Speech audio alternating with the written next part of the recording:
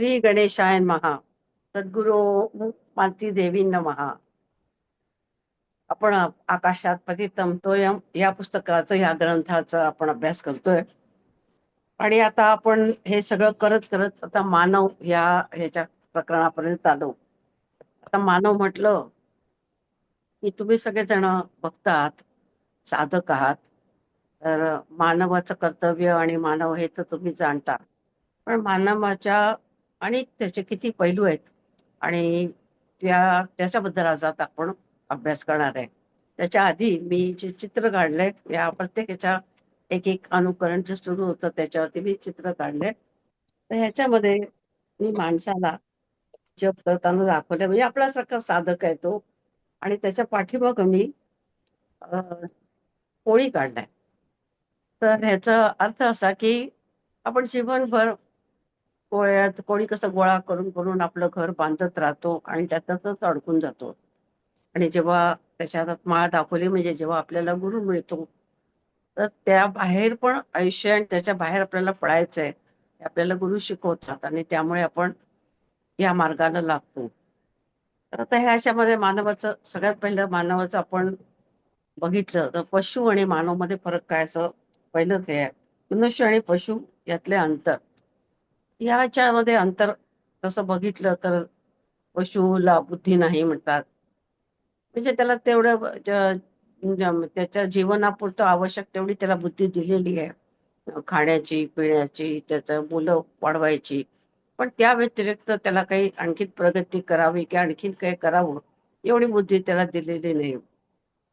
सगळ्यात पहिला आपण जेव्हा हे करतो तर पशुला 4 पाय आहेत आणि माणसाला 2 पाय आहेत.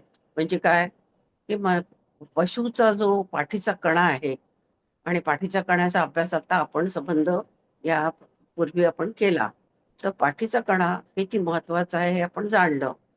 तर पाठीचा कणा आपला बरोबर पृथ्वीच्या 90% 90 ह्याच्या अंशात आपला आहे, सरळ आहे आपला.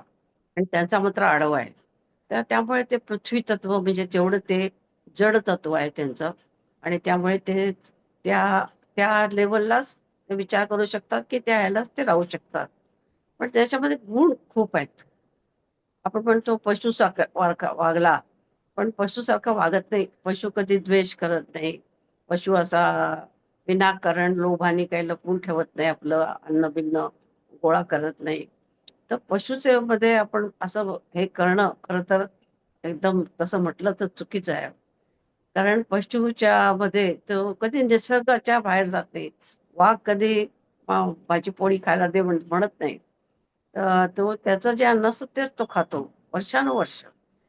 कुठलंही जनावर, कुठलाही प्राणी जर आपण बघितलं, आणि आपल्याला मात्र अन्नामध्ये सगळ्यामध्ये प्रत्येकात आपल्याला विविधता हवी असते. आपली हाव आणि हे हे काही हे नाही आहे. तर तसं बघायला गेलं तर आपण पशु म्हणून आपण हीन समजतो. पण खरं कडे आपण बघितलं, त्याच्या आयुष्याकडनं शिकायसारखं खूप आहे. आणि तो खूप काही ह्याला देत असतो. पृथ्वीला, निसर्गाला काही ना काहीतरी तो देत असतो. निसर्ग, मनुष्य तर आपणच निसर्ग बिघडवतोय सगळ्यात जास्त. निसर्ग आपण, तुम्हाला आता कार्बन फूटस्टेप्स ऐकलं असेल. कार्बन फूटस्टेप म्हणजे काय, की मी पंखा लावते, मी वीज जाळते, मी एसी लावते, मी गॅस चालवते. या सगळ्याचे कार्बन फूटस्टेप म्हणजे ते हवा आपण अशुद्ध करतो. तर सगळ्यात जास्त हवा अशुद्ध कुठं होते, तर अमेरिकेमध्ये होतीये. कारण त्यांचं कोणतंच काम बटन दाबल्याशिवाय होत नाही. तरी आपल्याकडे त्या मनाने बरं आहे म्हटलं तर तरी सुद्धा. आणि त्याला आता जे वैज्ञानिक आहेत ते हे कमी करायचा प्रयत्न करतात, की आपण कशा तऱ्हेने हवा शुद्ध करू शकू. कारण पृथ्वीचा समतोल बिघडत चाललाय. हा बिघडवला कोणी, आपणच बिघडवलेला आहे. तर मानव आणि पशुमध्ये हे करताना कधी मला तरी वाटतं की आपण पशुला कमी समजता कामा नये. कारण त्यांचं जे निसर्ग निर्मित परमेश्वराने दिले ते त्याप्रमाणे चालतात. आणि मोडणारं जे आहे त्याचे नियम, जे पृथ्वीचे निसर्गाचे नियम मोडणारा मनुष्यच आहे. तर खरं म्हटलं तर आपण आपल्याकडेच आतमध्ये बघून आपण स्वतःला विचारलं पाहिजे की पशुपेक्षा मी श्रेष्ठ आहे का कनिष्ठ आहे, अशी विचारायची खरंच वेळ आलेली, अलीकडे तरी आलेली आहे अशी. तसं पहिल्यापासून आता तसंच दुष्टपणा म्हणजे आपण हे जी पृथ्वी आहे ते 3 गुणापासून बनलेली आहे. सत्व, रज, तम. तम गुण म्हणजे पृथ्वी झाली आणि त्यापासून तमगुण आहेच.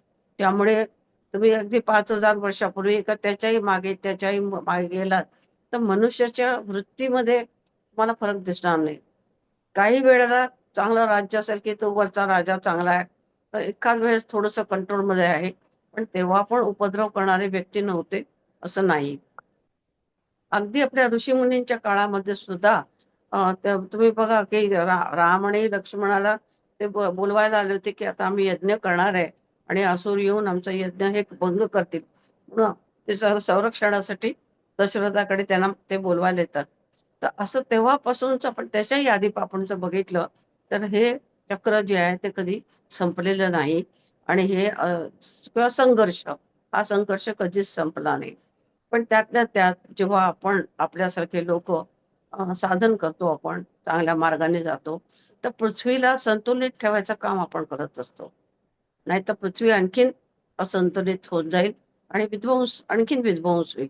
तर आपल्या बघायला गेलं तर जवळजवळ 70% लोक चांगलेच असतात. 20% लोक थोडे उपद्रव करणारे आणि 10% लोक अत्यंत हानिकारक कृत्य करत असतात. तर ह्याच्यामुळेच पृथ्वी जी आहे, जे जग आहे, विश्व आहे, ते जपलं गेलं, जे सांभाळलं गेलं, तर त्यामुळेच. आणि आता बघा युद्धाचं वातावरण इथे आहे आणि युद्धामुळे खूप नुकसान होत आहे आणि प्रदूषण पण खूप होत आहे. तर आता याच्यामध्ये आपण हा विचार केला पाहिजे की जगामध्ये जे काय चाललंय त्याच्यासाठी आपण काय करायचं. तर आपण प्रार्थना करू शकतो. प्रार्थनेचं हे खूप त्याचं महत्व आहे. सामूहिक प्रार्थनेचं जसं आता आपण सगळेजण बसलोय एक एक विचाराने चाललोय, तर ह्या विचाराचं जे इम्पॅक्ट आहे तो खूप चांगला होतो. तर म्हणून सामूहिक प्रार्थनेमध्ये पण खूप महत्व मानलंय आणि त्याचा उपयोग पण खूप होतो. आता पुढे आहे लिहिलेल्या मनुष्याच्या मनाची व्याख्या. तर कोणताही मनुष्य जन्मता तर तो निरोगी जन्मलेला असतो आणि त्याला त्याला मुलाला कळेपर्यंत मन हे त्याला काही समजत नाही. हळूहळू तो मोठा होतो आणि हळूहळू त्याला आई वडील त्याला शिक्षण देतात. मग त्याचे जे जे अध्यापक असतात, शिक्षक असतात, त्याच्याकडून त्याला काही शिक्षण मिळतं आणि हळूहळू त्याची मनाची प्रक्रिया पहिल्यांदा सुरू होते आणि मग त्याला त्याचं ज्ञान होतं की आपल्या मनामध्ये असं आलं. म्हणजे मनाची त्याला जाणीव होऊ लागते. तोपर्यंत त्याला मनाची जाणीव नसते.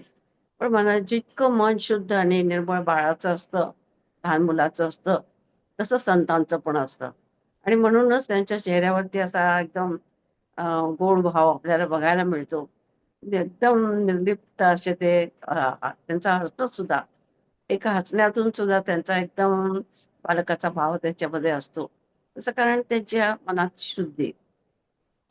पण त्याचबरोबर आता आपल्या मनामध्ये तर संघर्ष येतो. म्हणजे मनुष्य चांगला किंवा वाईट हे का होतं हे पण आपण बघायला पाहिजे. तर सगळ्यात पहिलं आपण बघितलं की प्रारब्ध.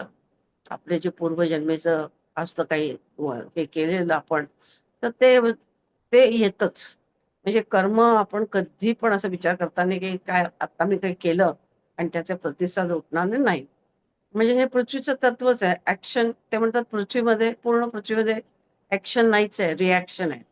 Everything is reaction. म्हणजे मी असं केलं आणि त्याने ते घडलं, असं झालेलं आहे. तर ही जी त्या रिॲक्शन्स चांगल्या व्हाव्यात, आपल्या बाबतीत तरी आणि आपला वावरा चांगला व्हावा याच्यासाठी आपण ही साधना करतो. त्याच्यासाठी आपण हा भक्ती मार्ग निवडलेला आहे आणि आपलं आयुष्य आपण पुढे चांगलं करतो. तर हे चांगलं करायचं ज्ञान म्हणजेच अध्यात्म. आपलं आयुष्य आत्ताच नाही, पण पुढचं आयुष्य हे चांगलं करण्यासाठी म्हणजे अध्यात्म. आणि पूर्वकर्म जसं असतं, तर काही वेळेला असं असतं, की मुलगा तो अत्यंत म्हणजे वाईट ह्याचा असतो, पण चांगल्या पिता आणि माताच्या पोटी पण जन्म घेतो. कधी-कधी असतं, की माता-पिता इतके ते शिक्षित नाहीयेत किंवा हे नाही, पण त्यांच्या पोटी तो चांगला मुलगा जन्म घेतो आणि चांगलं कार्य करतो.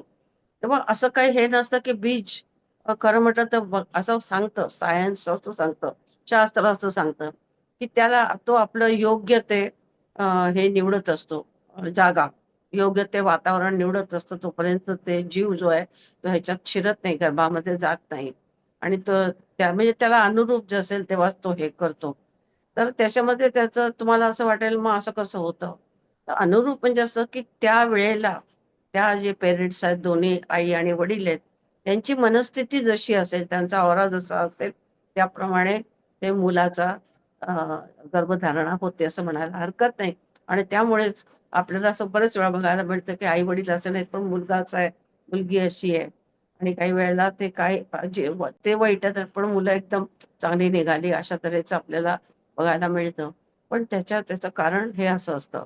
दुसरं असं आहे, की पूर्वजन्म जे आहे, पूर्वजन्मामध्ये आपण जे काय केलेलं असतं, तर त्यामुळे आपण त्याप्रमाणे आपण वागत असतो. आपण कालच चित्ताच्या बद्दल बोललो, की चित्ताच्या मध्ये जे संस्कार असतात, त्याप्रमाणे चित्त आपल्याला काही गोष्ट करायला सांगत असतो. आणि हळू चित्तावरती जसं-जसं पडदा पडत जातो, तर चित्त काही सांगेनासंच होतं किंवा सांगितलेलं आपल्याला ऐकायलाच येत नाही आणि आपण मग वाईट मार्गाला लागतो. आणि हे जितकं-जितकं आपण देवाच्याकडे जातो, आपली शुद्धी होते, तितकं-तितकं आपल्याला चित्ताशी आपण जोडले जातो आणि आपल्याला एक प्रकारचं नको बाबा, असं आपलं कोणाचं काही आपल्याला नको, असं आपल्याला समजायला लागतं. आपण कोणाची वस्तू घेत नाही, कोणाची वस्तू उचलत नाही, लोभ होत नाही आपल्याला. हे जे सगळं आपल्याला चांगले-चांगले गुण आपल्यामध्ये येतात, तर ते हे पूर्वीचं जे आपल्याकडे आपण जे कमवलेलं असतं, तेच आपल्याला ते सांगत असतं. तर अशा तऱ्हेने माणसाचं जरा थोडा हे आहे. आणि लहानपणाच्या नंतर मग तो युवावस्थेमध्ये जातो. आता हा युवावस्था जो आहे, पौगंडावस्था वगैरे म्हटलेलं आहे, ती अत्यंत महत्त्वाची आहे. माणसाच्या आयुष्यामध्ये हा जो हे आहे टर्निंग पॉइंट, तो खूप महत्त्वाचा, कारण त्यावेळेला त्याचं खरं आयुष्य कसं होणार, कारण त्यावेळेला तो चांगल्या मार्गाला पण लागू शकतो, वाईट ह्याला पण लागू शकतो किंवा कारण त्यावेळेला त्याच्या त्या भावना सगळ्या इतक्या तीव्र असतात, की त्यात तो काहीतरी चुकीचं पण काहीतरी करू शकतो. तर असं सगळं अत्यंत त्यावेळेला तरी मुलांना जपलं पाहिजे असं मी म्हणेन, की त्याचं कारण असं, की ते अत्यंत एक पूर्ण असं म्हणतो ना, एक आयुष्य त्यांची कलाटणी खात असतं, अशा ह्याच्यातून ते जात असतात. आणि त्यामुळे त्या मुलांच्या त्यांना समजून घेणं, म्हणजे मी असं म्हणेन, की सरळ आपण त्याच्याबद्दल कसं हे करावं, हे शिकून घ्यावं आणि त्याप्रमाणे त्या मुलांना आपण वागवावं. पण मी ही अमुक एक वयामध्ये मुलं आली, मुली आल्या, की आई-वडील काय म्हणतात, "अहो, आमचं ऐकतच नाहीत. आमचं ऐकतच नाहीत." आजकाल तर खूप झालंय. अजिबात ऐकत नाही आमचं. काही सांगितलं की त्याला राग येतो, काही सांगितलं की राग येतो. तर असं असं थोडंसं जे काय आहे, की तुम्हाला आश्चर्य वाटेल की पूर्वी धाक खूप होता. डोळ्याच्या धाकात असायचे. आई-वडिलांच्या खास करून वडिलांचा खूप धाक असायचा. आणि आता वडील म्हणजे त्याच्या गळ्यामध्ये पण हात घालतात. त्याला अरे-तुरे करतात वडिलांना. आईला पण तसंच करतात. तर तो जो धाक असतो म्हणजे प्रेम होतं, पण त्याचबरोबर जो धाक होता, तर तो खूप आवश्यक होता. आणि त्याच्यामुळे ती मुलं काही म्हणावायचं की त्यांना एक भीती असायची, की आपले आई-वडील काय म्हणतील, आपले बाबा ओरडतील, आपली आई ओरडेल, ही जी भीती होती. तर ते थोडं आपण त्याच्यावरती विचार केला पाहिजे आणि मुलांना थोडासा तरी आपला त्याचं कारण असं की आपलं वागणं तसं पाहिजे. धाक वाटायला मुलांना आपलं वागणं तसं असेल तरच मुलांना धाक वाटेल, नाही तर वाटणार नाही. आता मनुष्याला नेत्राची देणगी ह्या आई म्हणाले. तर आता परमेश्वराने देणगी दिली खरं, पण ती आपण वापरतो कशी? ह्याच्यावरती आपण विचार करायला पाहिजे. माणसाची नेत्राची देणगी म्हटलं तर आपण यांनी खूप सौंदर्य आपण आतमध्ये घेऊ शकतो. परमेश्वराचं स्वरूप आपण बघू शकतो. हे सगळं आहे. पण नेत्राची देणगी तिथपतच थांबत नाही. नेत्र जे काही आपल्याला आतमध्ये पाठवत असतात आणि जसा आपला स्वभाव असतो आणि असे जशी आपली वृत्ती असते, त्याप्रमाणे ते पर्कोलेट होतं, त्याप्रमाणे ते स्वीकार करतं. आणि मग काही लोकांना आपण म्हणतो ना, काही लोकांना वाईटच दिसतं, चांगलं दिसतच नाही. आणि काही आपण असं आपण म्हणतो. पण त्याचं कारणच असं, की त्यांची ती अ, दृष्टी वाईट नसते, डोळे वाईट नसतात. पण आतली जी त्यांची रिसीव्ह करण्याची जी वृत्ती असते, तर त्यामुळे त्यांच्या मनामध्ये तसेच तरंग उठतात आणि त्यामुळे तेच ग्रहण करतं. तीच गोष्ट तशीच ग्रहण करतं ते. वाईट तऱ्हेनेच ग्रहण करतं. तर ही दृष्टी आपली बदलली पाहिजे. शुद्ध झाली पाहिजे. आणि अ, साधनेमध्ये होतं असं. हळू-हळू आपण काय होतं, की एक अलिप्तता येते आणि मग सगळ्यात पहिलं आपलं काय होतं, की आपण त्यांच्याशी अलिप्त असल्यामुळे आपल्याला असं वाटतच नाही, की याने असं करावं, त्याने असं करावं, हा चुकला, तो चुकला, तो चुकला, असं आपल्या मनातच येत नाही. ठीक आहे, त्याचं आयुष्य तो जगतोय, माझं आयुष्य मी जगते आणि आपण आपल्या आयुष्याकडे अंतर्मुख झालेलो असतो. त्यामुळे आपल्याला असं काही वाटतच नाही आणि आपली नेत्राची जी दृष्टी आहे, अंतर्दृष्टी, तर ती वेगळ्या तऱ्हेने काम करायला लागते. पण हे मात्र हे आहे, की दृष्टी म्हटलं, नेत्र म्हटलं, तर ते खूप काही गोष्टी आपल्याला अ, वाईट मार्गाकडे नेण्याकडे ते असू शकतं. त्यात एक दुसरं एक जीभ पण आहे. जीभ पण आपल्याला खूप लोभ आणि मोह अ, हे करते, ती रचना ज्याला आपण म्हणतो. तर तसंच नेत्राचं आहे, की नेत्र आपल्याला वाईट ह्याच्याकडे नेऊ शकतात. एखादी गोष्ट आपल्याला इतकी हे झाली, की आपल्याला विवेक राहिला नाही आणि आपल्याला ती गोष्ट पाहिजेच, असं झालं, तर मग त्या माणसाचं अधःपतन व्हायची शक्यता असते. पण हेच तो या मार्गामध्ये असेल, तर तो 4 वेळा विचार करेल आणि आपल्या मनाला आवर घालू शकेल आणि त्याप्रमाणे तो पापापासून मुक्त राहील. आता भावना हा शब्द माणसाला सगळ्यात म्हणजे माणसाला भावना आहेत असं म्हटलं जातं आपण. म्हणजे पशुपेक्षा पशुला पण आहेत भावना, पण त्याच्यापेक्षा मनुष्याला भावना जास्त आहेत. म्हणजे त्याच्या भावनाचे जे वेगवेगळे रंग आहेत, रस आहेत, ते वेगवेगळे आहेत. आणि त्यामुळे तो त्या तऱ्हेने त्या गोष्टीकडे बघतो, त्यावरती विचार करतो आणि त्याप्रमाणे त्याचं सगळं कार्य चालू असतं. आता ह्याच्यामध्ये स्वभाव आपण म्हणतो, की याचा स्वभाव असा आहे, त्याचा स्वभाव तसा आहे. तर ते त्याला कारण आपण बघितलं, की त्याला प्रारब्ध हे कारण असतं आणि जर त्याला उपरती झाली, तर तो बदल करतो. आपल्याकडे काय होतं, की गुरु म्हणजे जरुरी नाही, की आध्यात्मिक गुरु. पण जर आता तर खूप मानसिक ह्याच्यावरती खूप हे निघालेले आहेत. पण अजून आपली काय झालंय, की आपली मानसिक जे तज्ञ आहेत, ते इतकं प्रगत झालेलं नाही म्हणा. किंवा जनरली ते काय करतात, तुम्हाला गोळ्या देतात, औषधं देतात. काही त्रास असा तुम्हाला झाला, मानसिक त्रास झाला तर, की जे बरोबर नाही, खरं सांगायचं तर. तर औषधाने ती व्यक्ती आणखीन निर्बल होत जाते. तर त्याचं मनाचं बळ वाढवायचं, असे जे काही औषध असतील, असे जे काही विचार असतील, आचरण असेल, तर त्या अशा व्यक्तीकडे आपण मुलाला अशा वेळेला मनुष्याला नेलं पाहिजे आणि त्याच्यातून त्याला तो जो त्याची भावना दुखावल्या गेल्या असल्या, तो हे झाला असला, तर त्याला आपण अ, त्याच्याकडे नेऊन त्याला एक प्रकारे जसं डॉक्टरकडे नेतो, तसं याचा विचार आपण करायला पाहिजे. आता ह्याच्यामध्ये होतं कसं, भावना भावना म्हणतो. मग भावनेचे रूप इतकी आहेत आणि ते इतकं रूप घेतं, जसं ह्याच्यामध्ये युद्ध झालं. महाभारतामध्ये युद्ध झालं. असं हे महाभारताचं युद्ध आपण दरवेळेला उदाहरण देतो. पण आपल्या रोजच्या दैनंदिन जीवनामध्ये सुद्धा अशी महाभारतं छोट्या-छोट्या कारणावरनं छोटी-छोटी महाभारतं घडत असतात.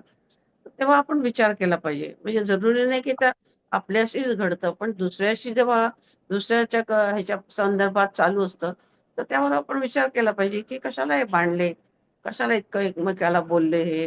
आणि हेच ह्या ह्याच्यामध्ये कशा तऱ्हेने सोडवता आलं असतं. एखाद्याने सोडून दिलं असतं, एखाद्याने ती गोष्ट देऊन टाकली असती, तर भांडण मिटलं असतं, झालं असतं असं. अशा तऱ्हेने आपण ह्या भावनेचा आपण विचार करायला पाहिजे आणि भावनेचा जो म्हणतात ते आपण त्याच्यावरती नियंत्रण आपण आपलं असलं पाहिजे. आपल्याला आपली बुद्धी तशी अ, केली पाहिजे आपण. आणि ही ह्यानेच होते, आपल्या आचरणानेच होते. आता त्याच्यामध्ये मनुष्य धर्म हेही आलंय. तर मनुष्य धर्म म्हणजे खरं म्हटलं तर अ, आपला सनातन धर्म हा मनुष्य धर्मच आहे. सगळ्यात पहिले जे आपले म्हणजे मला नेहमी असं वाटतं, की आपला भारतवर्ष किती श्रेष्ठ देश आहे आणि कशी ही श्रेष्ठ भूमी आहे, की जिथं सगळ्यात उत्तम, सगळ्यात चांगलं असं हे सांगितलं गेलं. तर आपल्याकडे असं म्हटलं, की सनातन धर्म जो आहे ते मूळ बुंदा आहे झाडाचा आणि त्याच्या ज्या शाखा आहेत ते बाकीचे सगळे धर्म आहेत, कारण त्याच्यातूनच उत्पत्ती झाली. कारण आपला जो धर्म आहे तो सगळ्यात जुना आहे आणि धर्म हा सांगितला गेला. आचरण आहे त्यावेळेला सांगितलं गेलं. म्हणजे असं नाही की तो आम्ही आपलं असं म्हणतो असं नाहीये. त्यावेळेला त्या लिखाण आहे, त्याचे शास्त्र आहे. त्याचे आपल्याला आपल्याकडे त्याचे सगळे पुरावे आहेत, की असं ते त्यावेळेला त्यांनी सांगितलं. पती-पत्नींनी कसं राहावं, ह्यांनी कसं करावं, यज्ञ कशाला करावे, हे सगळं सांगितलं गेलं त्यावेळेला. तर हे आपल्या आपल्या धर्माची आणि आपण जे मनुष्याचं आचरण शिकवलेलं आहे त्यांनी, त्याचं आपल्याला खूप प्रेम पाहिजे आणि प्रेम असेल तरच मग आपण त्याचं पालन करतो. जर आपल्याला ते आवडलं ना, तरच आपण त्याचं प्रेम करतो. तर आता आपण आपल्याला लग्न झाल्यानंतर 5 वर्ष आपल्याला ते मंगळागौरीची पूजा असतात. तर मी आले दिल्लीमध्ये वेगळ्या वातावरणात वाढलेली मी आणि दिल्लीहून इकडं आले, तर मला ते एक तर मराठी पण येत नव्हतं. तरी पण मी ते चातुर्मासाचं, कारण मला काहीच माहिती नव्हती नीट. म्हणून मी चातुर्मासाचं पुस्तक आणलं आणि ते मी कहाण्या वाचायची. तर त्या कहाण्या तुम्ही वाचल्या तर खूप तुम्हाला गमतीशीर वाटतील.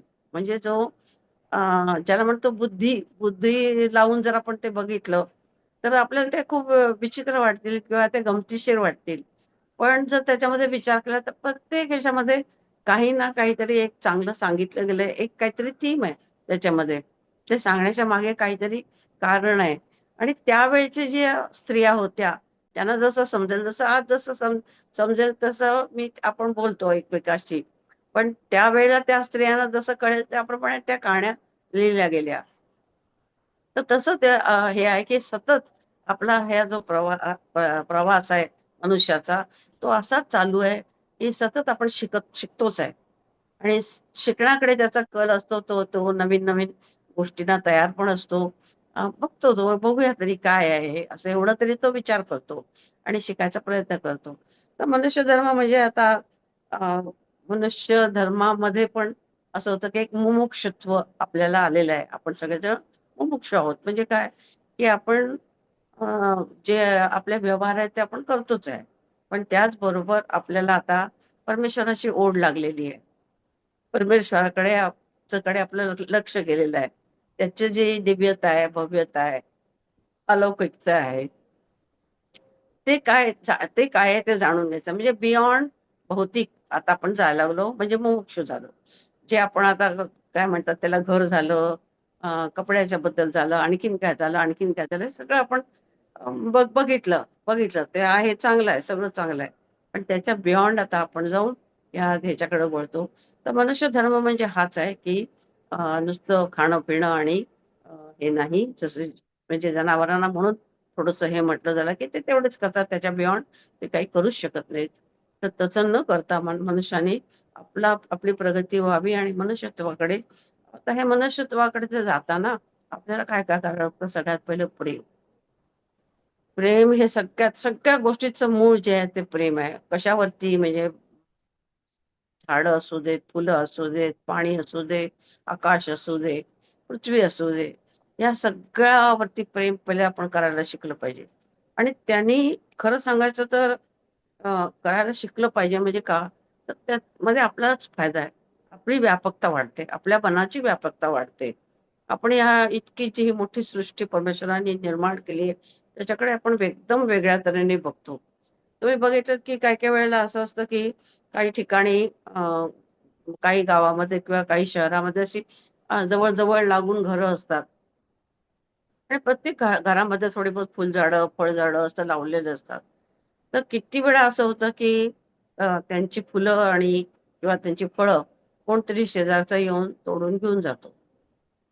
तर हे जे आपण करतो, तर त्याच्याबद्दल आपण विचार केला पाहिजे, की मग मनुष्यत्व कुठे? मग मग जर माझं जर प्रेम असेल, तर मी म्हणेन मला त्या झाडावरतीच फुल छान वाटेल, की तिथे आहे, किती सुंदर वाटतंय, छान वाटतंय, असं मला वाटलं पाहिजे. त्याचबरोबर मला हेही वाटलं पाहिजे, की त्यांनी त्याला सिंचन केलंय, त्यांनी त्याला बीज लावलंय, त्यांनी त्याची मशागत केली आहे, तर ते त्यांना मिळायला पाहिजे. तर हे जे प्रेमाच्या ह्याच्यातून जे काही निर्माण होतं, ते दिव्य असतं, ते चांगलं असतं. आता प्रेम म्हटलं तरी पण आता प्रेमाचं खरं म्हटलं तर प्रेम हाचा अर्थच आपण खूप विचित्र काढला. म्हणजे मधला जो पिरियड आला ना त्याच्यामध्ये देवी-देवता आपण देव रागवले आणि ह्यांना काय राग निर्माण झाला देवींना. असलं काहीतरी गोष्टी सांगितल्या गेल्या, ज्या असं शक्यच नाही. जे इतके उच्च प्रकारचे लोक आहेत ते अशा तऱ्हेने वागतील कसे? तर पण तरी सुद्धा त्या ह्याच्यामधून आपल्याला एकच हे शिकायला मिळतं, की हे ते खरं आहे का खोटं आहे ते आपल्याला काही करायचं कारण नाही. पण त्याच्यातून आपण काय घ्यायचं? तर ह्या ह्याच्यामध्ये आपल्याला असं होतं, की शुद्ध प्रेम म्हणजे आपण काही-काही वेळा आपल्याला खरंच शुद्ध प्रेम बघायला मिळतं.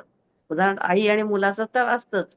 पण थोडंसं असं होतं, की जसं मूल मोठं होईल, तर थोडासा व्यवहार मध्ये यायला लागतो आणि थोडंसं त्याच्यामध्ये काहीतरी दूषित होऊ शकतं. पण परमेश्वराला जेव्हा आपण प्रेम करतो, तर परमेश्वर तर तो काही खरं म्हटलं तर तो काय आपल्याला चांगला आहे का वाईट आहे का हे करायला येत नाही.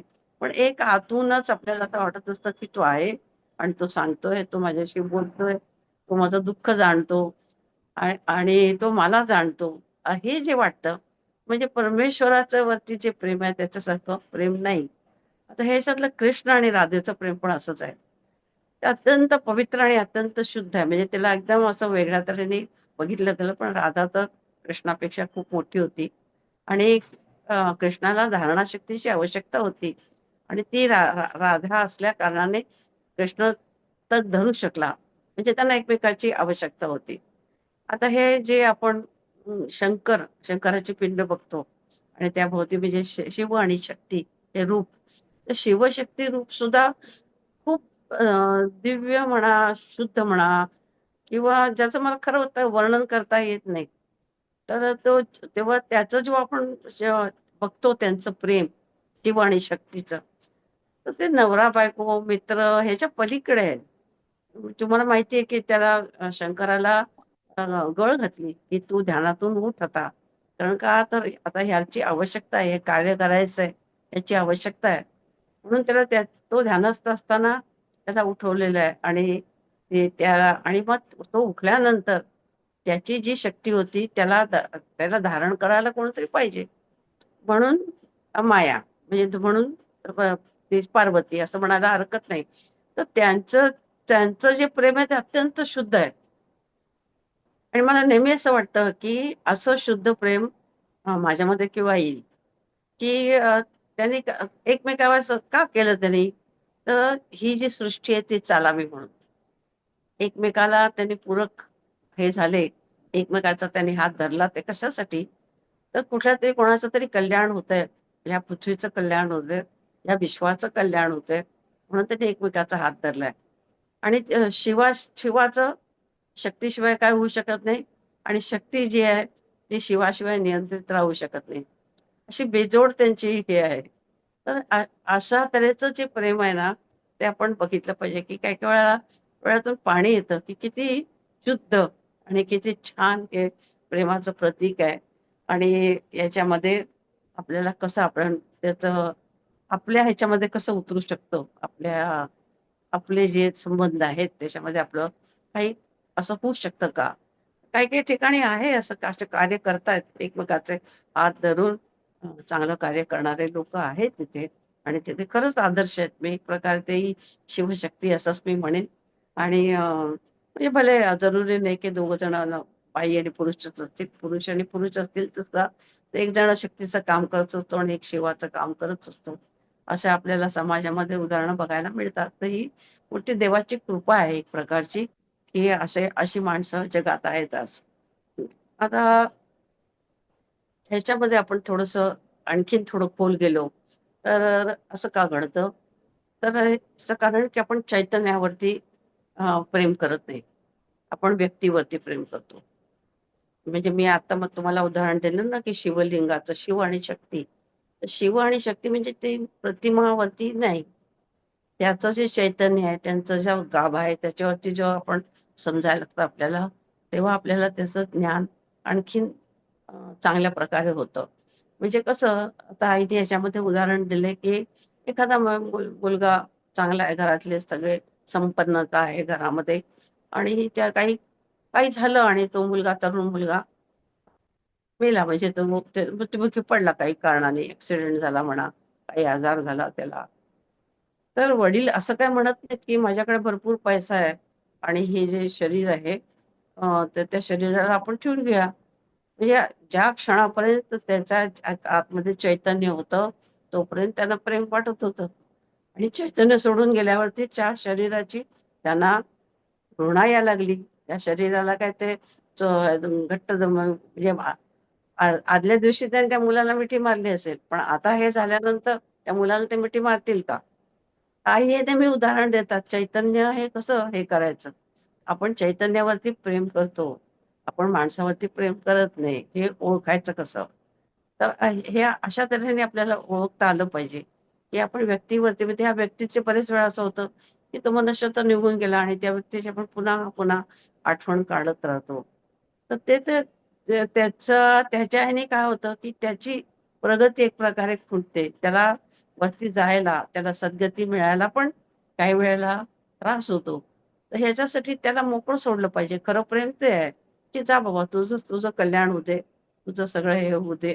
अशा तऱ्हेने आपण थोडंसं हे केलं पाहिजे आणि तीच गोष्ट आपण आतमध्ये त्याचा जो आत्मा आहे, चैतन्य आहे, त्याच्यावरती आपण प्रेम केलं पाहिजे. आणि जेव्हा आपण चैतन्यावरती प्रेम करतो, मग त्याच माणसामध्ये आपल्याला गुण दिसू लागतात. एखाद्या माणसाबद्दल आपल्याला खूप सारखं आपण त्याला टोकत असतो, की हे चुकीचं करतोय, चुकीचं करतोस, असं बरोबर नाही, हे बरोबर नाही, कपडे नीट घालत नाहीस, केस नीट विंचरत नाहीस. पण जेव्हा आपण त्या चैतन्यावरती प्रेम करायला लागतो, तर तेव्हा हे सगळं आपलं सुटून जातं आणि आपण आहे तसं त्या माणसाला स्वीकारतो. तर हे आपल्यासाठी पण चांगलं आहे, त्या माणसासाठी पण चांगलं आहे आणि हळू त्या माणसामध्ये जो आपल्याला हवा असतो तो परत येतो कारण आपलं प्रेम खरं असतं. तर ते प्रेमाने तर मनुष्य म्हणजे याने म्हटलंय ना रवींद्रनाथ टागोरांना एकदा एक फॉरेनर आला आणि म्हणे, "काय तुमचं भारतीय लोकं आढळण्यासारखं, की स्त्री कशी काय पाया पडते? 2 इक्वल आहेत. पुरुष, स्त्री दोघं जण इक्वल आहेत आणि पाया पाया पडतात." तर म्हणताना ते 2 मिनिटं गप्प बसले रवींद्रनाथ आणि रवींद्र म्हणाले, की "अरे तुला भारतीय संस्कृती माहिती नाही. भारतीय संस्कृतीमध्ये स्त्री जी आहे, तर ती पतीचे पाय धरून घरामध्ये शिरते आणि मग पुढे ती जिथे त्याचे पाय ठेवते तिथे त्याचे पाय पडतात." असं त्यांनी उत्तर दिलेलं आहे. तर असं असं आहे, की खरंच की प्रेमापोटी मनुष्य कुठल्याही माणसाला आपण हे करू शकतो अशी काही-काही उदाहरणं पण मी माझ्या माझ्या बघण्यामध्ये आहेत. आता ह्याच्यामध्ये दया, दान आणि क्षमा हे पण आपल्यामध्ये असलंच पाहिजे. मनुष्य म्हटलं, की त्याला दया पाहिजे, दान आणि हे मूळतः आपल्यामध्ये असतंच. म्हणजे मातृ म्हणा, पितृ म्हणा. मी सुरुवातीला कसं, की आई खूप प्रेमाने एक 8-10 वर्षापर्यंत मुलाची खूप हे करत असते, त्याची काळजी घेत असते. पण पुढे 10 वर्षाच्या नंतर पिता काळजी घेतो. तर पितामध्ये पण तेच असतं. त्याच्यामध्ये दया असते, क्षमा असते, प्रेम असतं आणि पिता सतत मुलाची अशी काळजी करतो, की जे मला त्रास झाला, तो त्रास माझ्या मुलाला होऊ नये याच्यासाठी तो धडपडत असतो. आणि आई त्याला वेगळ्या तऱ्हेने एक मनुष्य म्हणून उभा करत असते. तर अशा तऱ्हेने ह्याच्यामध्ये दया, दान आणि क्षमा म्हणजे आपण दया इथे तर दाखवलीच. पण त्याचबरोबर घराच्या बाहेर जेव्हा आपण पडतो, तेव्हा आपल्याला काही-काही गोष्टीमध्ये असं झालं, की एखादा मनुष्य जाता-येता जे आपण मदत करायचं हे बुद्धी होते आपल्याला. तर हीच दया आहे आणि हे केलं पाहिजे. सहज जाता-जाता अगदी काही कुठं आपण जाऊन दया करायची आहे म्हणून आपण हे करू शकत नाही. पण आपल्यामध्ये दयाभाव असेल तर आपण एखादी गोष्ट सहज करून जातो आणि आपण विसरून पण जातो त्या बाबतीमध्ये. त्या माणसाच्या लक्षात राहतं, की तुम्ही मला अशी मदत केली होती. पण आपल्या तर लक्षात सुद्धा राहत नाही. तीच गोष्ट क्षमा. क्षमा मात्र तुमच्या प्रार्थनेमध्ये फार सुंदर आहे ती गोष्ट, जे तुम्ही म्हणता रोज आणि खरंच रोज आपण क्षमा मागितली पाहिजे. सगळ्याची क्षमा पाहिजे. ह्या संबंध जे विश्व आहे, जगत आहे, त्या जगताची आपण क्षमा मागितली पाहिजे. कारण कुठेतरी आपण काहीतरी हे केलेलं असतं आणि त्या ह्याच्यामध्ये त्याचे आघात झालेले असतात. तर ते आघातही होऊन झालेत ते त्याबद्दल आपण त्याची क्षमा मागितली पाहिजे. आणि क्षमा मनामध्ये असली पण पाहिजे. आता मला नेहमी थोडासा माझा स्वभाव जेव्हा आपण तरुण असतो तेव्हा आपण वेगळ्या तऱ्हेने विचार करतो. आणि आईवरती माझं आत्यंतिक प्रेम त्यामुळे पण असेल. पण आईचा जर कोणी असा अपमान केला, हे केला तर मला अ, खूप राग यायचा आणि मला असं वाटायचं, की त्याला चांगलं उत्तर द्यावं. पण मी लहान होते त्यामुळे मी काही बोलू शकत नव्हते. पण आईचं माझं मी असं बघितलं, की आई अशा वेळेला तेव्हा तर गप्प बसायच्याच, आई काही बोलायच्याच नाहीत. पण काही दिवसांनी आई स्वतः त्यांच्याकडे जायच्या. मला मग असं वाटायचं की एवढं म्हणजे हे करायची काय गरज, आपण थोडं पॅचअप केलं. तर तसं आई जाऊन तिथे जाऊन त्यांचा जो काय राग आलेला असायचा त्या रागाचं निवारण आई करायच्या. तर हे मोठेपण आहे मनाचा, की हे आपण करू शकणं. आपण एखाद्याने हे केलं तर आपण काय म्हणतो, जाऊ दे, आपण यापुढे त्याच्याकडे जायचं नाही. त्याच्यावरती आपण उपाय शोधून घेतो. पण तसं नाही. त्या त्याचं जे काय झालं असेल ते आपण आपल्याकडनं आपलं पाव आपण उचलायचं. मग तो पुढचा मनुष्य जसा हे करेल तसं करेल. त्याच्या जर मनामधलं गेलंच नाही तर त्याला आपण काय करू शकत नाही. आता हा सत्य पुन्हा त्याच्यामध्ये दया, क्षमा हे सांगितलंच आहे. त्याचबरोबर दानाबरोबर सांगितलं. तर दान जे आहे ना ते ते मात्र आपण खूप विचारपूर्वक केलं पाहिजे दान. असं नाही की मनात आलं आणि केलं. आणि सगळ्यात महत्वाचं दान म्हणजे अन्नदान आहे. अन्नदानाला जी किंमत आहे ती कुठल्याच दानाला नाही. तुम्ही किती पैसे द्या. कोणी कोणी श्राद्ध म्हणजे काय करतात की कोणाला तरी पैसे देऊन टाकतात आणि जेव म्हणून सांगतात. तर हे हे काय बरोबर नाही. म्हणजे त्याच्यात काही भावच आला नाही तुमचा. तर म्हणून थोडंसं आपण त्या दान सुरू करताना आई आपल्याला नेहमीच सांगतात, की योग्य ठिकाणी आणि योग्य तितकंच द्यावं. आवश्यकता आहे का हे बघावं आणि मगच द्यावं. तर काही वेळा असं होतं, की तिथं आवश्यकता नाही किंवा त्याची त्यांना गरज नाही किंवा ते वापरू शकणार नाहीत. त्याचा उपयोग त्यांना होणार नाही. अशा ठिकाणी दान होतं काही वेळेला आणि मग त्या दानाचा काही उपयोगच होत नाही. तर असं नाही, जिथं त्याचा सदुपयोग होईल त्या व्यक्तीला त्याची गरज खुटपत तर आहे असं करून द्या. त्याचबरोबर दान देताना आपण थोडंसं सावध असं पण राहिलं पाहिजे, की अ, कितपत तर त्याला द्यायचं, हा पण आपण विचार केला पाहिजे. तिसरं असं आहे, की दान दिल्यानंतर मात्र तो आपल्या ह्याच्यात राहावा, की काही-काही वेळा असं होतं, की दान दिलं म्हणजे आपली अपेक्षा असते, की आता आपण दान दिलं म्हणजे आपल्याला पुढच्या खुर्चीमध्ये बसायला मिळेल. आपण अमुकं केलंय म्हणजे अमुकं होईल. नाही. ते अजिबात आपल्या मनातून आपण मग ते दान नव्हे. म्हणजे मग ते तुम्ही तिकीट विकत घेतलं त्याचं, असं म्हणायला हरकत नाही. तर म्हणून आपण दान देताना आपण नेहमी चांगल्या हे आणि सोपं म्हणजे आपण जेव्हा बाहेर जातो ते पिशवीमध्ये छोट्या-छोट्या चुरमुऱ्या, खारे दाणे, चणे याच्या पुड्या करून ठेवाव्यात. आपल्याकडे लहान-लहान पिशव्या मिळतात. बिस्किटाचे पुडे ठेवावेत, लहान पुडे ठेवावेत. भिकाऱ्यांना नेहमी ते द्यावं. काही-काही भिकारी घेत नाहीत. तुम्हाला आश्चर्य वाटेल, त्यांना ते नको असतं, त्यांना पैसा हवा असतो. ते घेत नाहीत. म्हणजे त्यांना आवश्यकता नाहीये. म्हणजे खरंच ज्यांना आपण त्यांचं काय, खरी गरज काय माणसाला? पोटाची गरज आहे. पोटासाठी तो बिचारा तळमळतोय. तर मग ते आपण त्याला द्यायचं. म्हणून अन्नदानाचं महत्त्व खूप सांगितलेलं आहे. आता त्याचबरोबर असं आहे, की आता आत्ताच्या परिस्थितीमध्ये अ, सत्यमेव जयते असं म्हटलंय. तर सत्यमेव जयते खरंच होतं का असं? असा असा प्रश्न पडेल अशी आत्ताची तरी परिस्थिती आहे, की सत्य हे जिंकतच का असं? पण एकच लक्षात घ्या, की सत्य आणि असत्य ह्याचे गुण विचार करायचा. ह्याचा बल, ह्याचं ताकद. या ताकदीचा जेव्हा आपण विचार करू ना, तेव्हा आपल्याला कळतं, की असं नाहीये, की सत्य जे आहे ते आपल्याला ताकद देतं, आपल्याला बलवान बनवतं. आणि तुम्हाला माहिती असेल, की आता नार्को टेस्ट तुम्हाला माहिती आहे. नार्को टेस्ट का करतात? नार्को टेस्ट तुम्ही खोटं बोलता का खरं बोलता हे पकडतं, मशीन पकडतं. म्हणजे तुम्ही जेव्हा खोटं बोलत असता, तर त्यावेळेला तुमच्या रक्ताचं अभिसरण किंवा त्या ज्या काही स्पंदन असतात, ती वेगळ्या तऱ्हेची स्पंदनं शरीरामध्ये वाहू लागतात. हे विज्ञानाने आपल्याला प्रूव्ह करून दाखवलेलं आहे. पण मग सत्याचं असं आहे का? सत्यासाठी मशीन लावावं लागतं का? नाही. म्हणजे बघा, म्हणजे शरीरामध्ये असत्य काय निर्माण करतं. तुम्ही बघा, जे खूप खोटं बोलणारे लोकं असतात ना सतत, त्यांना काहीतरी विचित्र रोग असतात. म्हणजे असे काय म्हणतात, चिडके रोग, चिरके, की जे कधी बरं होत नाहीत. कुठेतरी खाजेचं, कुठेतरी काहीतरी जी दुखापत होते किंवा रक्ताचे हे होतात. तर ह्याचं कारण ते आहे. तर जो सत्य बोलणारा असतो, त्याच्यामध्ये शुद्धता असतेच असते. आता सत्य बोलताना आपण विचार करतो, की कसं म्हणजे ते पण सांगितलंय आपल्या शास्त्रांनी, किंवा आपल्याला वेळोवेळी त्याच्याबद्दल पण हे केलेलं आहे, की सत्य बोलायचं की राजा हरिश्चंद्र काय आपण होऊ शकत नाही आणि होणार पण नाही. पण त्याचबरोबर सत्य जेव्हा आपण बोलतो तेव्हा वेळ, काळ आणि स्थळ हे तिन्ही गोष्टी बघूनच बोलायचं असतं.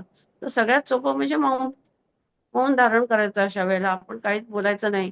किती जरी कोणी उकसवलं तरी आपण गप्प बसायचं, बोलायचं नाही. कारण आपल्याला माहिती आहे, की मी जर बोलले, तोंड उघडलं, तर मी एकतर असत्य बोलायला लागेल मला आणि जर सत्य बोलायचं असेल, तर आता ह्या ठिकाणी सत्य बोलायसारखं नाही.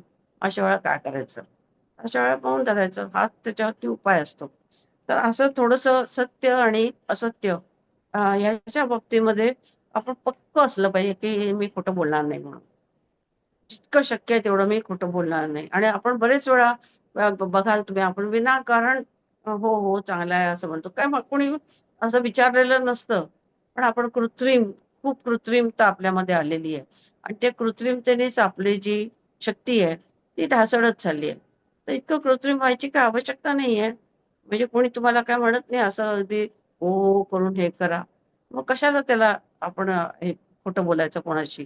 तर जिथं आवश्यक नाहीये, तिथं तरी कमीत कमी आपण खोटं बोलायचं नाही. कारण सत्य हे जे आहे ते माणसाला बलशाली बनवतं, आत्मिक बळ देतं आणि त्यामध्ये माणसाचं एक प्रकारची तेज, एक प्रकारची त्याचं कर्तृत्व वेगळं असतं. तो सत्य बोलतो तो. तर त्यामुळे सत्य हे खूप महत्वाचं आहे आणि आजकालच्या ह्याच्यामध्ये प्रत्येकजण म्हणतो, "अहो, सत्य कुठं आता कुठं राहिलं? सत्य काय बोलताय?" तर तसं नाही. आपल्या बाबतीत आपण ते अगदी परफेक्टली आपण पाळू शकतो. आता ह्याच्यामध्ये पुन्हा हे आलं, की आपण हे सगळं झालं आणि आता ह्याच्यामध्ये पुन्हा स्फूर्ती आणि विचार याच्यावरती आलेले आहे. तर आता आपल्याला परमेश्वराने जे म्हणजे आपण जोपर्यंत आपला जन्म घेतो, तोपर्यंत म्हणजे ह्याच्यामध्ये सुद्धा गर्भामध्ये सुद्धा त्या मुलाला मागच्या जन्मीची आठवण असते. पण तो जेव्हा भूमिष्ठ होतो, त्याच्यानंतर त्याला मागच्या मागच्या जन्माची आठवण राहत नाही. आता एक प्रकारची ह्यानी अशी स्मृती म्हणजे रोजच्या दैनंदिनी काल मी काय केलं, आज सकाळी मी काय खाल्लं, ही जी स्मृती आहे ही आपल्याला अत्यंत आवश्यक आहे. ती गेली तर आपण नीट काम करू शकणार नाही, आपण काहीच जगू शकणार नाही. इतकं अवघड आहे. तर ही मोठी देणगी आहे परमेश्वराने दिलेली. विचार करायची बुद्धी पण जी दिली ती परमेश्वराची मोठी कृपा आहे, की ज्याच्यामुळे आपण विचार करून आपल्याला कळतं, की हा आपण आता द्वेष आपल्या मनामध्ये निर्माण झाला होता. आता आपल्या आपल्या मनामध्ये चांगले विचार आले. आपल्या मनामध्ये आपण आता हे चांगलं कार्य केलं.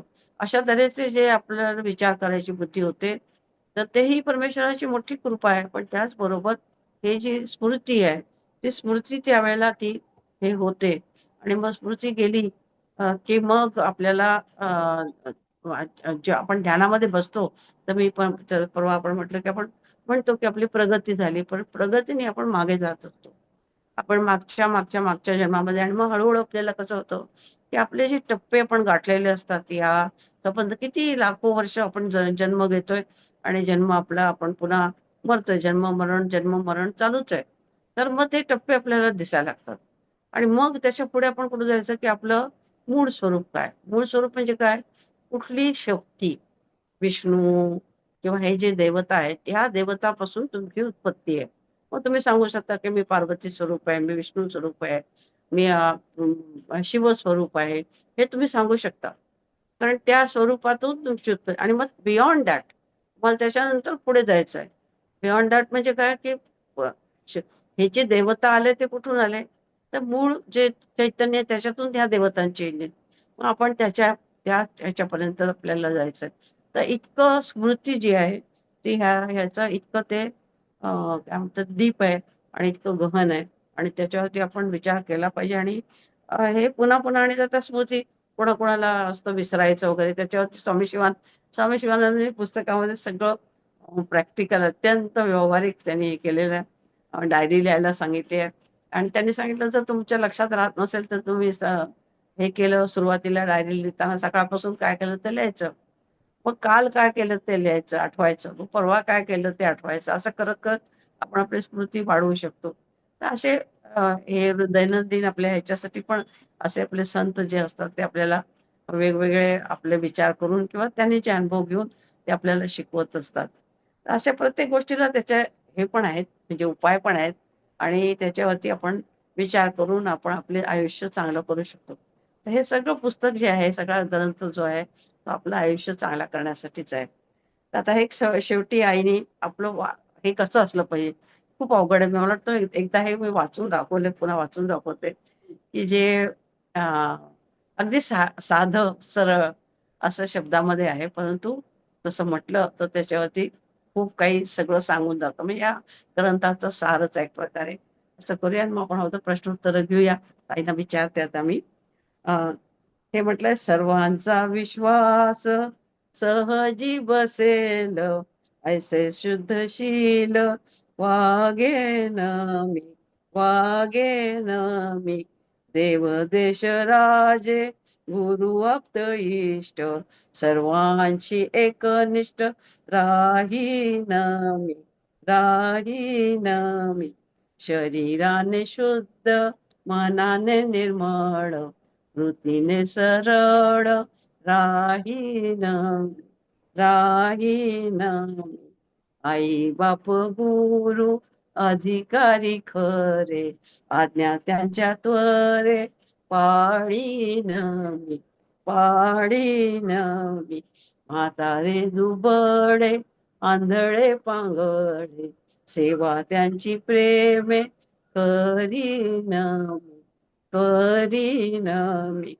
मुखी जनावरे, गरीब बिचारी, मित्र माझी सारी मानीन मी, मानीन मी. येऊत संकटे कामेही कठीण, मनाने प्रसन्न राहीन मी, राहीन मी. चारित्र्याचे आम्ही करू संपादन, धरू अभिमान संस्कृतीचा, संस्कृतीचा. मधुर वाणीने सुखवू सर्वांशी, भाऊ अहर्निशी ऐक्य भाव, ऐक्य भाव.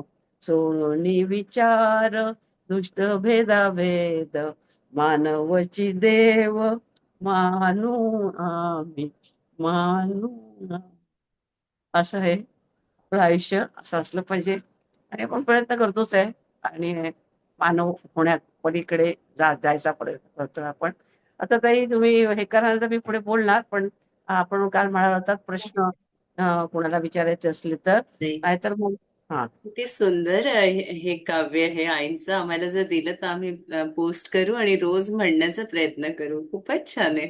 खूप छान, खरंच खूप छान, मला पण आईची खूप आवडतं. सगळं आईची येतं वाणीच त्याच्यामध्ये. सुंदर आहे. हं. आणि ताई असं वाटतं आता आईंचे तर ग्रंथ आपण घ्याच, पण शिवानंद स्वामींनी काय सांगितलं ना तेही जरी आपण सांगितलं तरी आम्हाला खूप शिकायला आणखीन मिळेल. म्हणजे 10-10 दिवस आपण येत राहाल. आम्हाला भेटत राहाल. आमच्या भगिनी खूप आठवण काढत असतात आपली. कुणाला काही प्रश्न आहेत का माऊलींनो, कालच्या आणि आजच्या याच्यावर जर असतील तर आपण विचारू शकता ताईंना. मी माझं नाही तर मग पुढे घेणार, म्हणजे पुढे अजून आहे, पुष्कळ आहे अजून. हो, हो. प्रश्न विचारायचे ताई तुम्ही म्हणताय, परंतु प्रश्न न पडता सगळे आपोआप उत्तरच मिळत आहेत. आणि त्याप्रमाणे आपण जर आचरण केलं तर नक्कीच आपलं जीवन पण धन्य होईल, असं यात मुळीच शंका नाही असं मला वाटतं. ताईंना ऐकल्यानंतर इतकं छान वाटतं आणि एकही शब्द असं कधी चुकून जर झालं तर असं वाटतं अरे ते काहीतरी गेलं आपलं मिस झालं, असं होत, अशी पण मनाची अवस्था होते. आणि खूपच सुंदर आहे हे ओघवत्या आणि ते वर्णन करतात तुम्ही, तुम्हाला ऐकतच राहावंसं वाटतं. पुन्हा पुन्हा मला तेच शब्द येतात आहे. तर तुम्ही नक्की पुन्हा पुन्हा या, तुम्हाला ऐकायला मला खूपच खूप आवडेल. धन्यवाद ताई. म्हणजे गुरुची ताई, कृपा तुम्ही आहे खूप खरं. मी जेव्हा खूप बोलते ना, पहिल्यांदा मी आईला सांगते, आई हे सगळे तुझे साधक आहेत, मला काही येत नाही, मला काही समजत नाही, मला काही बोलता येत नाही, तू बोल, असं सांगते आणि तिला आणि मी आणि सुरुवात मला एक करते, त्यामुळे तू बोल. खंजरपणे सांगायचं आहे की आज सुद्धा तुम्ही इतक्या सुंदर दिसतायत, तर तुम्ही पूर्वी कशा असतील. खूप छान. धन्यवाद, धन्यवाद. कोटी कोटी धन्यवाद ताई. चला सारिका आता ताईंना पुढे बोलायचंय. ताई अनम्यूट करा. मी एक प्रश्न विचारू का? विचारत विचारा. माऊली. मेधाताई, हा हंसाचे काल प्राणाचे काल प्रकार सांगितले, त्याच्यामध्ये हंस प्राण सांगितला. तर आपण अखिल ब्रह्मांड नरेगा प्रयोजकाचार्य परमहंस योगिनी विश्वमाता सद्गुरु ओम मला ते परमहंस आहे म्हणतो. तर या हंस प्राण याचा काही संबंध आहे का आणि तो काय आहे? त्याचं थोडं विवरण पाहिजे. हंस प्राणाशी संबंध नाही, हंस प्राणाशी नाही आहे. हंस ही आपण अवस्था आहे ध्यानामधली, आणि त्या अवस्थेला म्हणजे जेव्हा जो साधक असतो, तर दूध का दूध पाणी का पाणी, म्हणजे कोणत्याही गोष्टीचं तो बरोबर आकलन करू शकतो, तेव्हा तो परमहंस पदावरती पोचतो आणि मग त्याला परमहंस म्हटलं जातं. आणि त्याचं इंडिकेशन आपल्याला ध्यानामध्ये त्या साधकाला मिळतं की मी ह्या पर्यंत पोहोचलेलो आहे, याचं त्याला इंडिकेशन मिळतं त्या साधकाला. तर आता माता म्हणजे मानव म्हटलं तर मानवाचे सगळे रूप आहे बघा. मानव आपण एक स्त्री म्हटलं तर ती कुणाची तरी मुलगी असते, कुणाची वहिनी असते, कुणाची बायको असते, कुणाची बहीण असते. ऑफिसमध्ये गेले की तिचं जे पद असतं ती असते. ट्रेनमध्ये ट्रॅव्हल करत असताना ती एक यात्री असते. तर असं प्रत्येक व्यक्तीची इतकी रूप आहेत आणि त्या रूपाच्या मध्ये आपल्याला आपण सतत या रूपातून त्या रूपात, त्या रूपातून त्या रूपात असं आपण हे करत असतो. पण त्याचबरोबर आपण जो चांगला साधक आहे, चांगला मानव आहे, तर तो त्या रूपामध्ये जात असताना कुठे तो चुकत नाही. त्या त्या रूपाचे ते जे कर्तव्य आहेत आणि त्याचे आचरण आहे, त्याचे नियम आहेत, त्याचं पालन तो करत जातो. आता माता पित्याच्या बद्दल पण आपण म्हटलंय की माता पित्याचं कसं कर्तव्य आहे. आता हे तर झालं की माता पिता हे मुलाचं संगोपन करतात, पण त्याचबरोबर की पित्याच्या बाबतीत माता पित्यांनी जसं तर लहान मुलाची भूक बीक जे असतं किंवा अशा गोष्टीचं आहे ते आईचं कर्तव्य आहे आणि आई त्याच्याकडे लक्ष देते. पिता तर वेगळ्या तऱ्हेने मुलाची काळजी घेतो, पण त्याचबरोबर आपलं जे आपण मुलांना जेव्हा वाढवतो तेव्हा मुलांना कशा तऱ्हेची स्वतंत्रता द्यायची, कुटपत द्यायची, त्यांच्यावरती अंकुश कसा ठेवायचा, त्यांना कोणते संस्कार द्यायचे, या बाबतीमध्ये आपण अत्यंत हे असलं पाहिजे. आणि आता असं झालंय की प्रत्येक जण म्हणतं की आता म्हातारी माणसं घरात नाही, तर पूर्वी बघा आईने मारलं, वडिलांनी मारलं, तर ते आजीला जाऊन चिकटायचं आणि मग आजी उगीच खोटं खोटं रागवायची, का मारलं तुम्ही याला, असं का केलं, तर त्याला बरं वाटायचं की चला आई आणि बाबांना रागवणारा पण कोणतरी आहे. तर आजीला पण पटत असते की या मुलाने चूक केली आहे तर त्याला आता मार पाहिजे. मग आजी म्हणायची किंवा तू असं का केलंस म्हणून तुला मारलं, असं आजी ह्याला पण असं सांगायची आणि आई वडिलांना पण असं सांगायची. तर ते वातावरण आता गेलं. ती जी मुलांना एक विश्रांती म्हणा किंवा मुलांना एक एका ठिकाणी सुरक्षितता अशी जी होती तर ती गेलेली आहे. दुसरं असं झालं की एक मूल, दोन मूल, त्यामुळे मग काय झालं की एकमेकांशी वाटून वाटून हे करणं हे गेलं पूर्ण. माझी एक वहिनी एकदा आम्ही असं सहज बोलत होतो की आपल्या वेळेला मला एकच भाऊ आहे. तर भावाला बंदूक आणून दिली होती. ते आपण दिवाळीच्या वेळेला ते आपण केपा वाजवतो ना, तर त्याची बंदूक त्याला मात्र आणून दिली होती आणि आम्हाला नव्हती. आम्ही हातोडीने वाजवायचो. तर मी असं म्हटलं होते, ती म्हणे, "तू हातोडी?" आमच्याकडे हातोडी पण होती. आम्ही तर दगडाने ठेचायचं म्हणाली. तर इतकं हे असायचं, पण त्याच्यातून आपण आनंद घेत होतो. आणि ती मजा होती. म्हणजे त्या केपा आणल्या की मग त्याची ती वाटणी, मग ते प्रत्येकाने आपल्याकडे आपलं आपलं ठेवायचं, वाजवायचं आणि मग त्याचे इतकी ती गंमत असायची. परवा असे मी सहज काही फळं मागवली, तर त्यातलं एक फळ माझ्या भावाला खूप आवडतं. तोंडात घालताना सगळ्यात पहिले मला भावाची आठवण आली. तर हे जे होतं हे आपलं आता लुप्त होत चाललं. आता हे कसं आपण हे करायचं, तर आपण शेजारी म्हणजे आपण काय म्हणतो की जी परिस्थिती आहे ना, त्या परिस्थितीतून आपण बाहेर पडलं पाहिजे. त्याच्यातून आपण आणखीन थोडे शिकलं पाहिजे. आता माझ्याच एक वहिनी आहेत, त्यांचा इंजिनिअरिंगला असलेला मुलगा त्यांचा गेला. माझ्या नात्यात आहेत त्या. गेला तर त्यांनी काय करावं, त्या अशा म्हटलं तर सोसायटी पण थोडं चाळ टाईप त्यांचं होतं. तर तिथल्या त्यांनी मुलांना सांभाळायला सुरुवात केली. कारण त्यांचं दोन्ही मुलींची लग्न होऊन गेली आणि हा मुलगा गेला म्हणताना खूपच डेव्हस्टेट झाल्या त्या. पण त्यांनी केलं काय, तर त्यांनी बिल्डिंग मधले जेवढे मुलं होती त्यांनी क्रेच चालू केलं. मुलांना सांभाळायला सुरुवात केली. आणि ते कोणाकडनं पैसे मागायचे नाहीत. तुम्ही जेवढे द्याल तेवढे. दिलेत तर ठीक, नाही दिलेत तरी ठीक. ते म्हणायचे माझे बाळ गोपाळ आहे. पण त्या मुलांना त्यांनी सांभाळलं कसं? गरम भात वरण करून खायला घालायच्या. मी एकदा गेले तर तो जो मुलाची आई घ्यायला आली होती, तर बाकीची मुलं त्याचं दप्तर घेऊन त्याला पोचवायला यायची. संध्याकाळी शुभंकर होती. तर हे जे म्हणजे आपण समाजामध्ये बघितलं ना, तर चांगलं खूप आहे आणि त्याच्यातून मार्ग काढणारे लोकं पण आहेत. तर अशा तऱ्हेचं आपल्याला जर कुठं काही करता आलं, तर आपल्याला आपल्या मुलांना पण त्याचा उपयोग होईल आणि आपल्या परिवाराला पण त्याचा उपयोग होईल आणि आपल्यालाही उपयोग होईल आणि त्या लोकांना उपयोग होईल ते तर वेगळंच, म्हणजे त्यांना तर नक्कीच उपयोग होईल. तर अशा तऱ्हेचं हे पती आणि पत्नी आणि माता-पिता तर ह्यांचे जे आता जे संबंध आहेत, तर ते थोडेसे आपण ज्याला आपण म्हणतो की निकृष्ट थोडंसं जीवन आपण जगतोय आणि जे एक म्हणतात तसं की त्या ह्याच्यामधून भाव असावा, पण तो भाव एकदम त्यांनी कुठे व्यक्त करायचा, केव्हा करायचा, हा जो संयम होता, हा जो संकोच होता, त्यामध्ये जे सौंदर्य होतं ना, ते सौंदर्य आता नाही दिसत आपल्याला आणि त्याचं कारण परत त्याला कारण पुष्कळ आहे.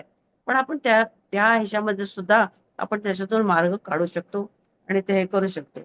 आता पती-पत्नीचे नाते ना, ते तर खूप गहन आहे. खूपच गहन आहे आणि म्हणजे मी आता ह्या आत्ताच्या सध्याच्या वातावरणात मी बोलायला योग्य आहे की नाही म्हणजे असं मला वाटायला लागेल असं असं होईल ते खरं. कारण आता प्रत्येकाचे हे बदलले काय म्हणतात गरजा बदलल्या आणि हे सगळं वेगळ्या तऱ्हेचं झालं. पण आपलं जे आपण तुम्ही शास्त्र वाचलं, तर शास्त्रामध्ये पती-पत्नीच्या ह्याच्याबद्दल संबंधाबद्दल इतकं सुंदर आणि इतकं मनोविज्ञानाला धरून त्यांनी सांगितलेलं आहे, की कसं हे करायचं. कशा तऱ्हेने पत्नीचं कर्तव्य काय, पतीचं कर्तव्य काय, पतीने कसं वागावं, पत्नीने कसं वागावं, हे सगळं त्याच्यामध्ये दिलेलं आहे. पण ते थोडंसं कधीतरी आपल्याला जर हे झालं म्हणतात तसं मुलांच्या कानावर घालता आलं, तर आपल्याला आपण हे केलं पाहिजे. आता दुसरं असं आहे, की आता हे सगळं जेव्हा होत असतं, तर आपण काय म्हणतो, की "हो बाबा सगळं बदललं." म्हणजे आपल्या हातात काही नाही असं आपल्याला वाटतं. तर खरंच आहे, की ते नियती सगळं सर्व काही नियतीच्या हातात आहे. पण कृष्णाने सगळ्यात पहिले आपल्याला जागं केलं. या सगळ्या मानवाला जागं करायचं आणि त्याला ज्ञान द्यायचं काम कृष्णाने केलं. त्यांनी काय सांगितलं, की तुमचं कर्तव्य तुम्ही सोडू नका. म्हणून आपल्याला जे वाटतं ना, जे योग्य आणि अयोग्य वाटतं, ते आपण करत राहायचं आणि बोलत राहायचं, म्हणत राहायचं. आणि नियती तर ते ठीक आहे, की नियती ते जसं असेल त्याप्रमाणे करतच राहील. त्याबद्दल आपण काही करू शकत नाही. पण आपलं कर्तव्य आहे, ते कर्तव्य मात्र आपण चुकायचं नाही. म्हणून माणसाला आता काय म्हणतात त्याला, की त्याने सतत संतुष्ट राहावं, असं आपण सांगू शकत नाही. समाधानी राहावं, तब्येत चांगली ठेवा, अमुक हे करा, असं आपण त्यांना मुलांना सांगू शकत नाही. पण त्याच्यातून काही आपण मार्ग काढून जर आपल्याला करता आलं, सांगता आलं, तर करायचा प्रयत्न करायचा. आणि मी अगदी असं म्हणेन, की घरातले लोकं ऐकत नाहीत बरेच वेळेला. तर अशा वेळेला आपण सरळ असे कुठलेतरी एक छान असे एक ग्रुप तयार करायचा आणि तिथे आपल्याला जे वाटतं, आपण जे तुमच्या प्रत्येकाने कोणी नोकरी केली असेल, कोणी काहीतरी कर्तव्य कुठलीतरी पदावरती कर्तव्य निभावलं असेल, तर तुम्हाला तो एक्सपिरियन्स आहे. तुम्हाला हे माहिती आहे ही गोष्ट चांगली आहे आणि ही गोष्ट वाईट आहे. तर तुम्ही तेवढं ते एक एक आठवड्यातून 1 दिवसच आपण हे करावं. पण त्याचबरोबर त्यांना एक चांगले संस्कार आपण आपण दिले आणि तुम्ही जे बोलता ना, ते वातावरणात पसरतं. 4 जरी मुलं असली ना, तर ते जे आता पसरलं त्याचा उपयोग होतो. तर आणि खास करून साधक, कारण साधकाच्या हृदयामध्ये सगळ्यांच्या प्रती प्रेम असतं. परमेश्वराच्या प्रती प्रेम असतं. तो जे करत असतो, तो काही त्याला धनलाभ व्हावा आणि कोणी काही त्याच्या पाया पडावा म्हणून तो करत नाही. त्याला असं वाटतं, की नाही बाबा या जगामध्ये आणखीन असं चांगलं व्हायला पाहिजे. माणसं चांगली व्हायला पाहिजेत. हे मनापासून त्याला वाटत असतं आणि त्यासाठी तो झटत असतो. तर मग अशा वेळेला आपण छोटं-छोटं असं कार्य करून सुद्धा आपण चांगल्या तऱ्हेने लोकांना सुख देऊ शकतो. आणि हे सुख देण्यामध्येच मोठं हे आहे. दुसऱ्यासाठी जगण्यामध्येच आपलं आयुष्य आहे. जोपर्यंत आपण आपल्यासाठी विचार करतो ना, तोपर्यंत आपल्याला सुख आणि दुःख होतच राहतं. पण ज्या दिवशी आपण दुसऱ्यासाठी जगायला लागतो, तर बघा एखादी बाई चं मूल एखादे आजारी पडलं आणि त्या त्या ह्याच्यामध्ये ती इतकी मुलाची काळजी करत असते, तर ती आपली वेणी घालायची पण विसरून जाते. काही तिच्या लक्षात राहत नाही. त्याचं कारण असं ती पूर्णतः त्या मुलाच्या ह्याच्यामध्ये लागलेली आहे. तसं आपलं होतं, की आपण जेव्हा कुठल्या कोणासाठी चांगलं कार्य करत असतो, तर आपण आपलं सुख-दुःख विसरून जातो. आपल्याला आपण विसरून जातो आणि त्या ह्याच्यामध्ये आपल्याकडनं खूप चांगलं कार्य होतं, खूप मोठं कार्य होतं आणि आपण आपला जो काही प्रॉब्लेम आहेत, ते आपले प्रॉब्लेम आपले राहतच नाहीत, असं आहे. आता ह्याच्यामध्ये, की पाप, पुण्य आणि प्रारब्ध असं पण ह्याच्यामध्ये मानवाच्या ह्याच्यामध्ये हे केलेलं आहे.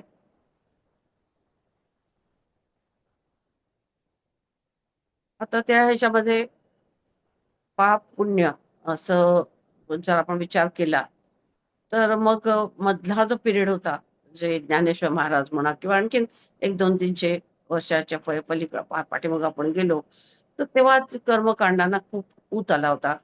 आणि मी हे उजवीकडे ठेवायचं नाही, ते डावीकडे ठेवायचं नाही, अमुकं नाही. सगळ्या पाठीमागं शास्त्र होतं, पण ते शास्त्र आपण विसरलो. आणि फक्त त्याचं ते असं करायचं नाही आणि मग कोणी काही सांगितलं, की मग आपल्याला त्याला उत्तर देता यायचं नाही. मी सांगितलं ना, की माझी बहीण एकदा तिला तिला सांगितलं, की थोडीशी ती दिल्लीहून आलेली आणि ती देशस्थाकडे दिली आणि कोकणस्थ जरा अजूनही ह्या ह्याच्यामध्ये आपल्या सुटलं नाहीये, वाईट वाटतं. आमच्याकडे तर अजिबात आमच्या घरी कोणाचंच आडनावाने आम्ही कोणालाही कधी केलं नाही. तर तर तिला जरा थोडंसं ते कॉर्नर करायचे आणि वेगळं समजायचे. तर ती जेव्हा नमस्कार करायला गेली का ओवाळायला गेली, तर गुरुजींनी सांगितलं, "तुम्ही काचेच्या बांगड्या घातल्या नाही, तुम्ही ओवाळू नका." तर माझी बहीण ती म्हणाली, "काचेच्या बांगड्याचा शोध केव्हा लागला?" म्हणून विचारलं तिने. आता गुरुजी तर काय सांगू शकले नाहीत. पण त्यांनी सांगितलं, की ह्याच्या लागला आणि ही जी पूजाच आहे, ही त्याच्या पूर्वीची आहे. तर काचेच्या बांगड्याचा संबंध या ह्याच्याशी नाहीये. तर असं असं आपल्याला जे हे होत गेलं आणि मग त्याच्यातून काय झालं, की त्याच्यातून हे घेतलं गेलं नाही. म्हणजे माझ्या बहिणीला माहिती होतं आणि ते ज्ञान तिने त्यांना दिलं. तर ते गुरुजी तसं नाही घेणार. ते काय म्हणणार, "ही बाई उद्दाम आहे."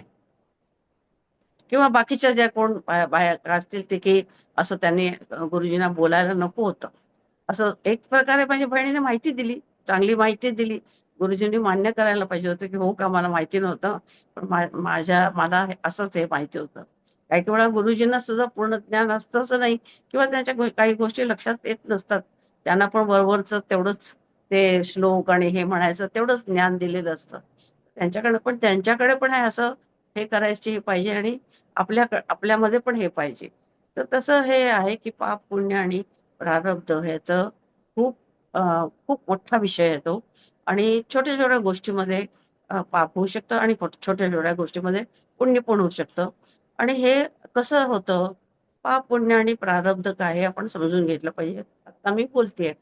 आता मी बोलत असताना किंवा माझे जे विचार असतात ते माझ्या शब्दांनीच व्यक्त होतात आणि त्याशिवाय मी जो मनातल्या मनात विचार करते, तो सुद्धा ऑरा मी बाहेर सोडत असते आणि त्या ऑराच मी आपल्या भोवती गुंडाळत असते. पाप आणि पुण्य म्हणजे काय? तर ते काय असं कुठे काही जमा तिथं कुठलं पुस्तकामध्ये लिहिलं जात नाही, की आज यांनी पुण्य केलं, आज यांनी पाप केलं, नाही.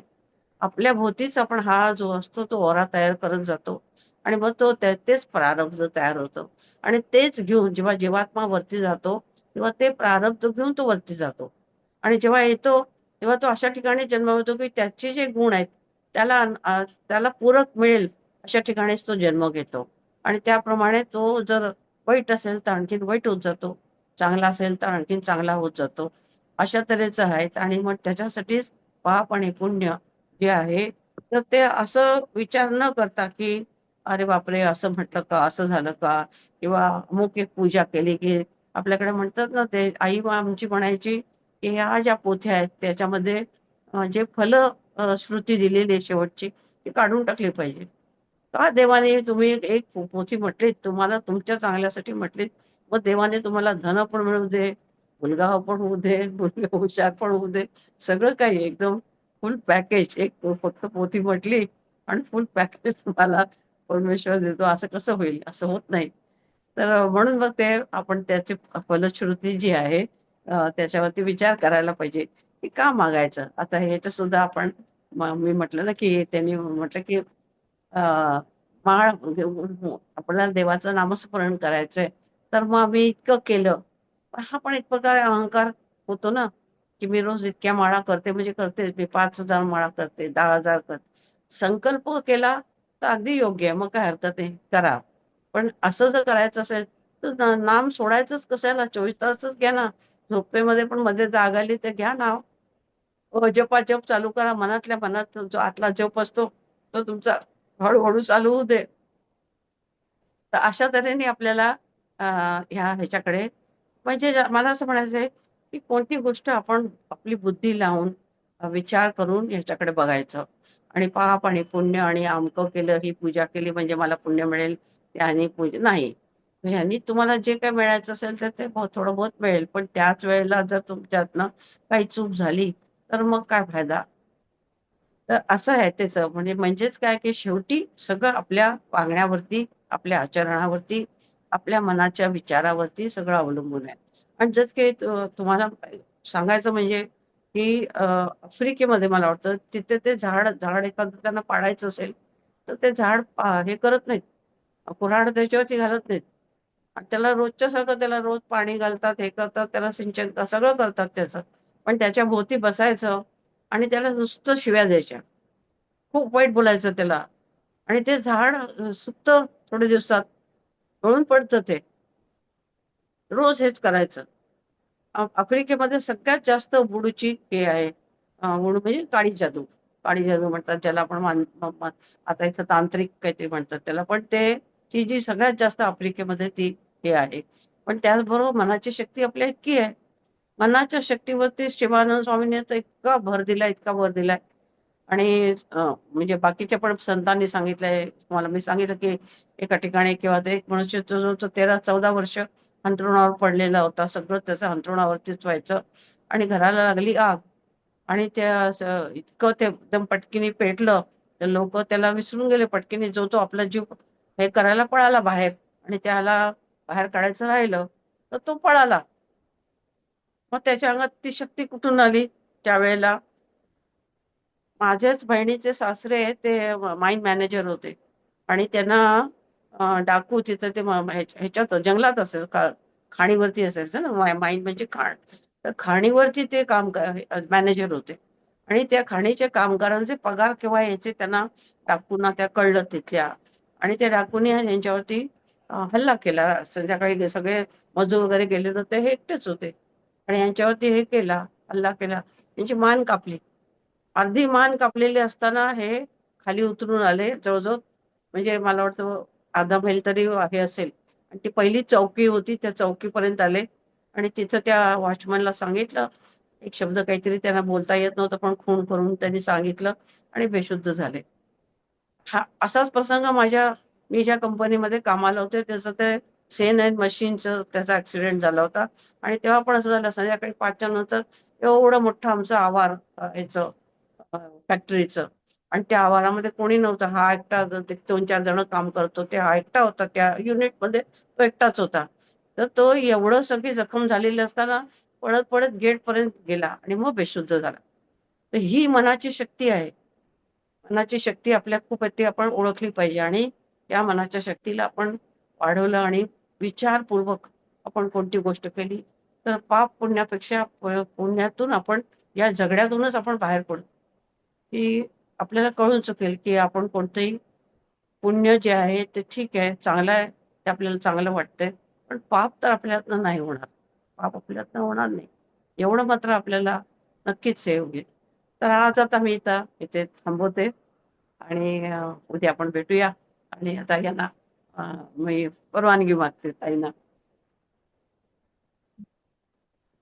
ताई खूप छान ज्ञान आम्हाला मिळतंय. आम्ही सगळेजण नोट्स काढतो आणि याच्यावर अभ्यास पण करतो आहोत. खूप खूप धन्यवाद न म्हणता मी आपल्या ऋणातच राहू इच्छिते. आपले आशीर्वाद असेच असू देत. इथे सगळ्यांची रजा मागते. उद्या पुन्हा ताई येणार आहेत. आपण सगळ्यांनी मोठ्या संख्येनं यावं ही एक नम्र विनंती करून सगळ्यांची रजा मागते. सगळ्यांचं स्वागत करते. सगळ्यांसाठी प्रार्थना करते. मला इथेच आपण रजा द्यावी. धन्यवाद, धन्यवाद, धन्यवाद. जय श्रीराम.